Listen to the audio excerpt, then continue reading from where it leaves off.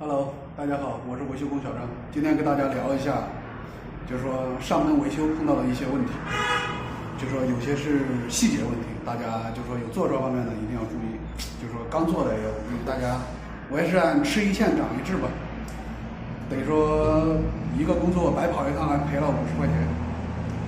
给大家讲讲是怎么回事吧。就是说我去跟人家修一个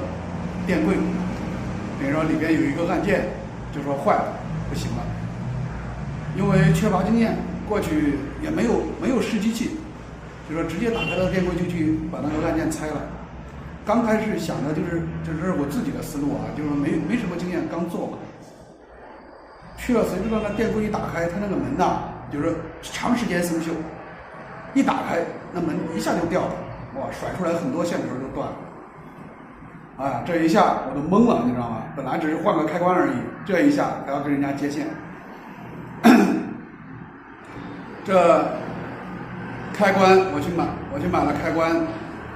开关换上以后，什么搞好，那机器就是不工作了，因为也没有电路图嘛，线路也是乱七八糟的，接也不知道从哪里开始了，这又重新去捋头绪，又耽误一天功夫。所以说，这真的是经验之谈。就是说，再次我告诉大家，就是说，如果去哪里修东西，不管它是好的坏的，一定要轻拿轻放，用手扶好。还有就是说，修机器之前先去试机，我也很难，也不知道那个机器之前会不会是坏的，很难说了。现在，比如说我又搭了1、2天的人工，所以说这根本就不赚钱，换一个按键而已，你说能换出这么多事儿，经验之谈，